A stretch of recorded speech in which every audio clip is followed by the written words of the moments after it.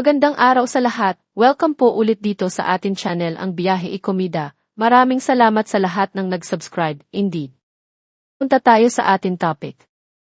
Inihayag ni Ay de las Alas ang mga lehitimong sightings na Cheter at Mistress T.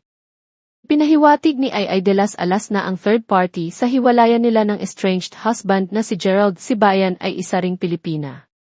Sa kanyang verified Facebook at Instagram account ngayong hapon ng Martes, January 21, 2025, nag-post si Ay ng isang makahulugang quote tungkol sa cheater.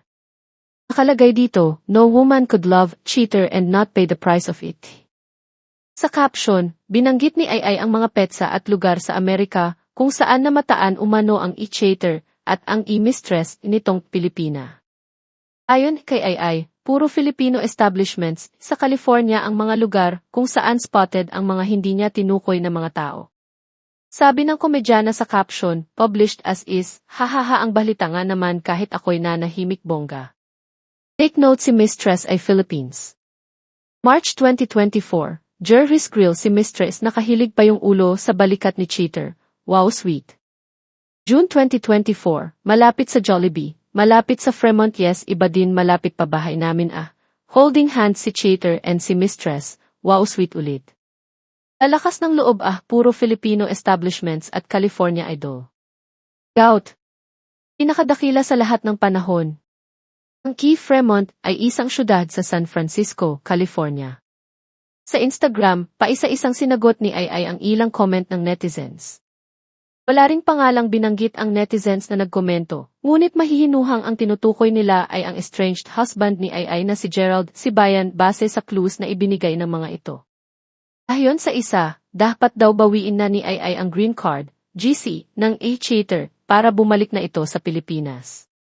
Comment ng netizens, pabalikin mo ng Pinas at bawiin ang GC, tignan tin kakapit pa ba si Mistress kay cheater.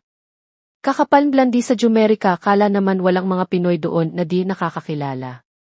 Sabi naman ng isa, next post yung screenshots naman, abangers kaming mga supporters mong mahitest. Ugon ni Ay, cute naktawa ako. Abang-abang lang tayo hehe. Komento ng isa, palakpakan bigyan niya yarn jacket. Pero ni Ay, hahaha madaming jacket. Ayon naman sa isa pa, tagal ka na pahi ang niloloko ng mga hayop na yan. Sagot ni Ay, parang bayani nang inig ako. Sa mismong ika-6 na kaarawan ni Ay noong November 11, 2024, kinumpirma ng comedy queen ang masalimuot na kinahantungan ng 10 taon nilang relasyon ni Gerald. Nangyari ito nang makapanayam siya ni Boy Abunda sa Fast Talk with Boy Abunda. Ayon kay Ay, nakipaghiwalay sa kanya si Gerald via text message, habang ito ay nasa Amerika at siya naman ay nasa Pilipinas. Katuwiran umano ni Gerald, gusto niyang magkaroon ng anak at hindi na siya masaya sa piling ni Ay. So noon, hindi na sila nagkita o nagkausap ng personal. Nang matanong siya kung may third party, saad niya, bilang asawa, di ba ang mga asawa malalakas ang pakiramdam? Ako, ramdam ko meron. Ramdam ko. Gut feel. Pero it doesn't matter kung meron o wala. Kasi nung sinabi niya na firm na siya sa decision, wala na naman akong ilalaban, di ba? Kapag lumaban pa kasi ako, kunyari nagstay ako, alam ko naman ang magiging ending. Yung dignity at self-worth ko, mawawala na yon. Nagtira naman ako kasi alam ko na mangyayari uli yun. Kasi nung 2019, nag-cheat na rin siya noon. Dagdag niya, so, parang may trust issues na ako. At siguro, isa yon sa minsan hindi ko alam na pagtalak ko sa kanya. O minsan, yung hindi naman mahigpit, pero yung tanong na, nasaan ka na? Sabi mo, 12 midnight nandito ka na.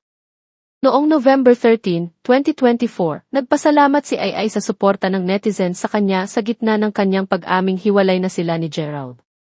Sa pamamagitan ng Facebook, pinasalamatan ni Ay ang mga taong nagmamalasakit at nangangumusta sa kanya, kabilang narito ang ilan sa malalapit niyang kaibigan at masusugid na tagahanga. Ani Ay, malaking bagay sa kanyang pag-move on ang natatanggap niyang pagmamahal sa mga ito. Mensahe niya, salamat sa inyong lahat na sumuporta sa akin. Ang mga kaibigan ko at mga fans ko ang tunay na bida sa kwentong ito. Pinahahalagahan ko ang bawat isa sa inyo. Bin pagbabasa ng lahat ng iyong mga post at mga mensahe. Para hindi na mag-alala pa ang mga ito ay siniguro rin ng actress na nasa mabuti siyang kalagayan at naniniwala siyang kaya niyang malagpasan ang sakit at pangulila na kanya ngayong pinagdaraanan. Sad niya, published as is, I will be fine. Lahat ng ito ay lilipas. Pagpalain tayo ng Diyos. Bisitahin ang Facebook ni Miss ay para sa ilan pang mga comment. Hello, nandito po tayo ngayon at meron po kaming party, which is ang party po namin ay party ng mga admin ko sa Facebook at ang aking mga friends. Ito po yung mga tagapagtanggol ko sa social media ko. So, hindi ko muna i-reveal sa inyo mga names nila kasi baka sila yung i-bash nyo. At yan ang ating latest showbiz chika update for today. Huwag kalimutan mag-subscribe. Click the notification bell for more showbiz chika updates.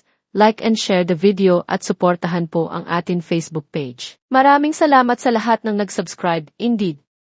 Magandang buhay sa lahat. Paalam.